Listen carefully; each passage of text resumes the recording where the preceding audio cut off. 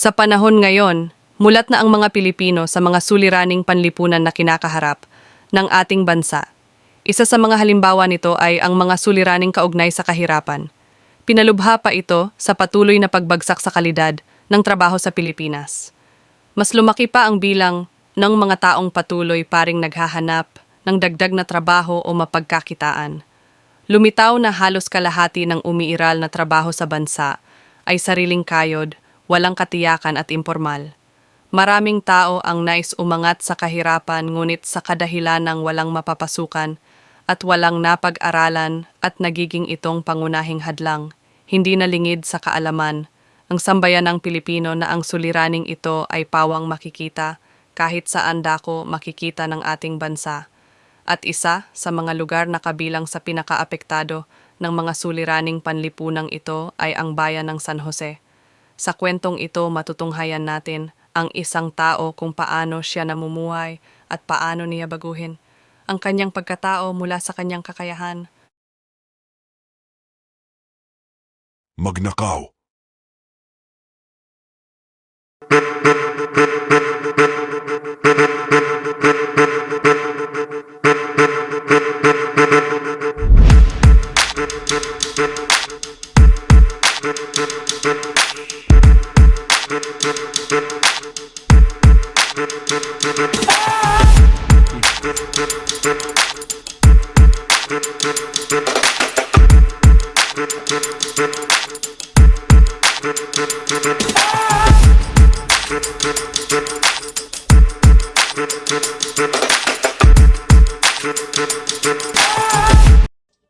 Mabuti pa, maghiwa-hiwalay muna tayo para mas maraming kikitain natin. Ikaw, Inting, Bulldog, magsama kayong dalawa.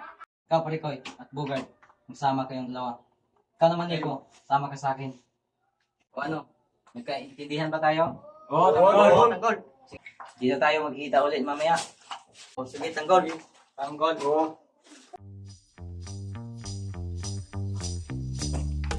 Tara na.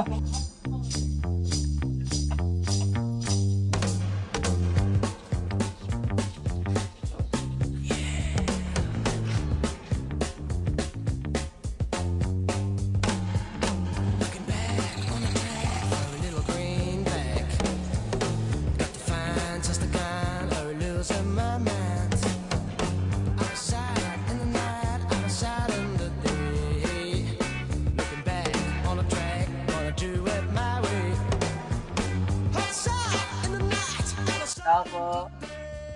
May tao ba dito? Gusto lang. Wala pa yata. Madami. Okay. Ano bang kataan nila?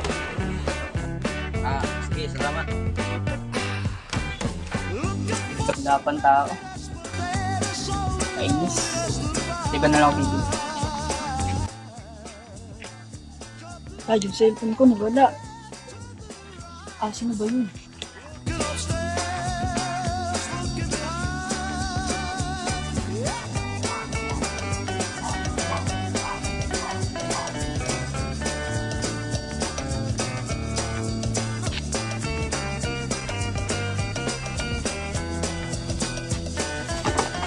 Kuya, pasensya na po. Dito talaga nakita yung daan.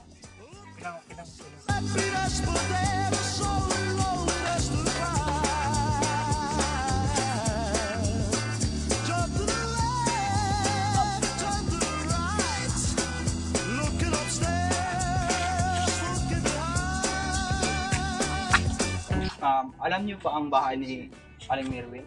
Andon. Andon?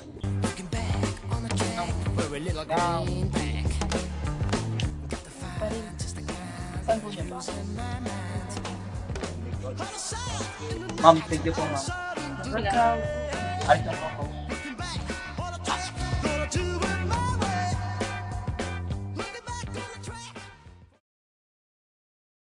Tagay, pre! Tiba-tiba tayo. Siya si Tangol, kilala siyang isang bagsik at napakatalinong tao hindi sa larangan ng marangal na trabaho, kundi sa larangan ng pagnanakaw.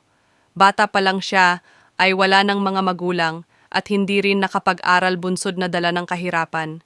Kaya't parang lumaki lang siyang barkada, ang tangi niyang naging pamilya at tahanan mula sa kanyang pagkabata. Maaga siyang namulat sa kasamaan na para bang hindi na siya nagagabayan. Mga barkadang mas lalong nagligaw at naglubog sa kanya sa maling daanan. Alam naman niya sanang mali at hindi kanais-nais ang kanyang mga ginagawa. Ngunit sa kahirapan at walang mapagkukunan, ng pera ito'y nagtulak sa kanya na magnakaw. Araw-araw siyang sinisisi ang kanyang konsensiya na magbagong buhay na. Ngunit sa kadahilanang hindi rin siya nakapag-aaral kahit grade 1 lang ay tila bang wala na siyang mahanap na paraan. Kaya pinili niya na lang ang maling landas, ang magnakaw kaysa humanap ng malinis na paraan.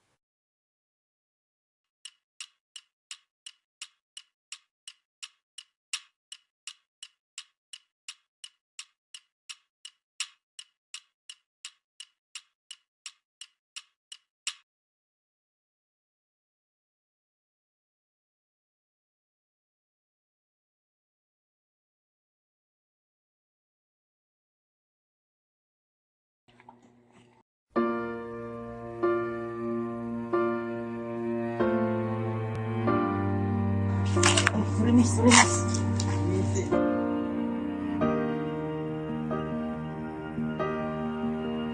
Hi, pasensya na po. Ako nga pala si Tanggol. Ako nga pala si Tina. Sa hindi inaasahang landas ay nakilala niya si Athena. Kilala siya sa kanilang lugar na napakabait at napakarelihiyosong babae. Tila bang para nahuhumaling si Tanggol sa kanya at pakiramdam pa niya na parang dadalhin siya ni Athena sa kabutihan mula sa kanyang maduming nakaraan. Hindi nagkalayo ang tinginan sa kanilang dalawa na para bang pinagtagpo silang ng tadhana.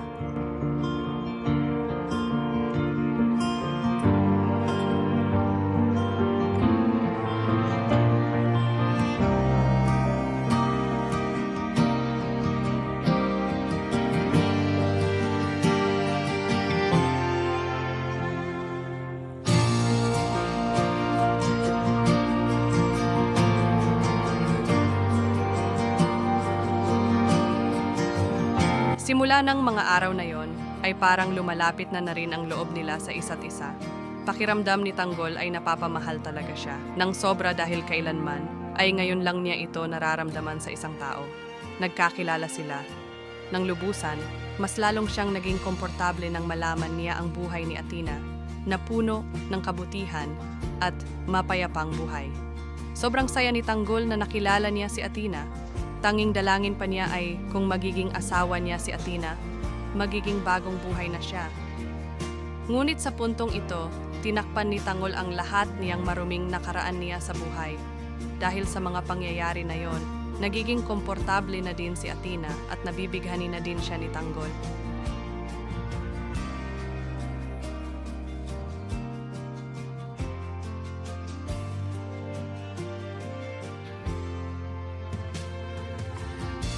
Sinagot ng matamis na oo si Tanggol nang niligawan niya si Athena, sapagkat napapamahal na rin siya. Sa pagkakaalam niya mahirap lang si Tanggol at handa naman niyang tanggapin at kahit anong hamon sa buhay.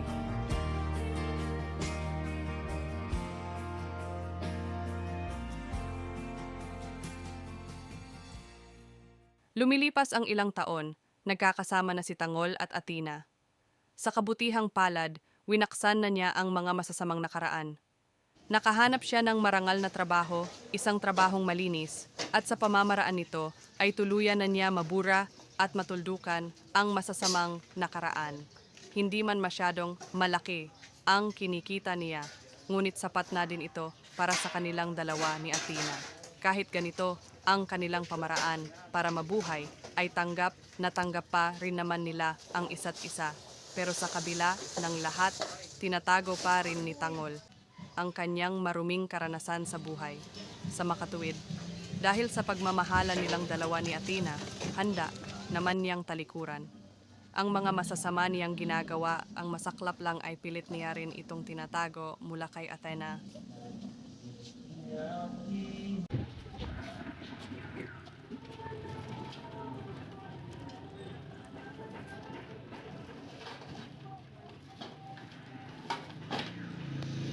Tao po! Ma'am, sir! May benta pa akong kalakal. Ano po yung iho? Kalakal mo, sir. Marami ba yan, Iyo? Opo, sir. Tingnan ko muna, Iyo, ha.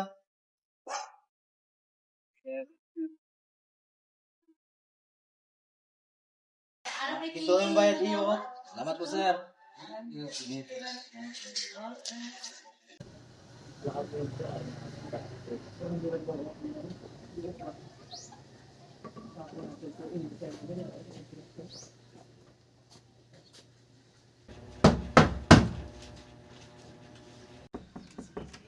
Uy, mahal. Buti andyan ka na.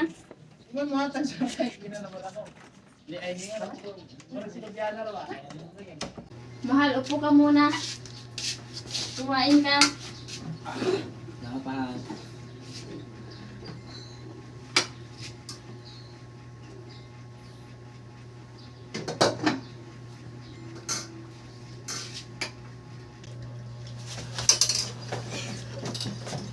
Athena! Athena! Athena, gumising ka! Dahil sa malubhang sakit ni Athena, kailangan niya ng pera para pambili ng gamot. Sa kasamaang palad ay wala siyang sapat na pera para sa gamot na kailangan ni Athena. Dahil sa hirap at wala talaga siyang mapagkukunan ng pera, napapaisip naman siyang magnakaw ulit. Ito pre, nasa na kayo? Kanina pa ako naghahantay dito eh. Nasa San Jose ako. Dito na ako pre. Kanina pa ako naghahantay sa inyo eh. Nasa na ba kayo? Dito sa San Jose. Uy! Kita ka ko!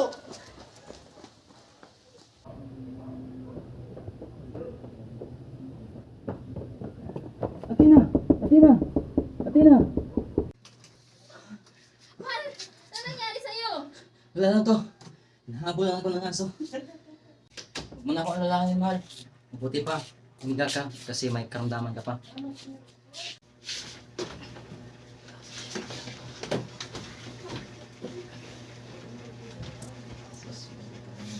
Mahal, bibili muna ako ng gamot para sa'yo.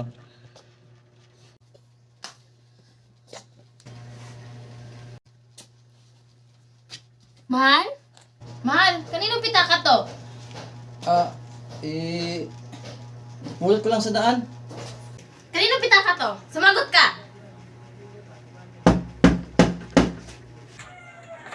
Uy, di ba ikaw yung nanakaw ng wallet ko kanina? Di sir, di ako yun. Mahal? Kanino ba talagang wallet na to? Sumagot ka! Mahal, natawa ka rin. Kanino ba talagang pitaka to? Nagawa ko lang naman kasi kailangan natin ng pera kasi may sakit ka eh. Mahal, pasensya ka na. Nagawa ko lang naman ito kasi may sakit ka at kailangan natin pambili ng gamot. Magnanakaw yung asawa mo eh. Sir! Sir! Pasensya ka na po, sir. Sir, Hindi, ko na magnanakaw maulit, ka sir. eh.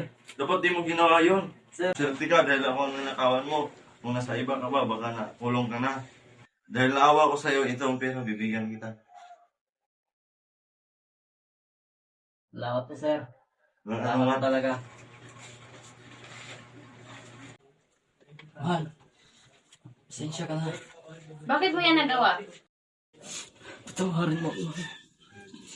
Ito nang gawain ko simula pa lang.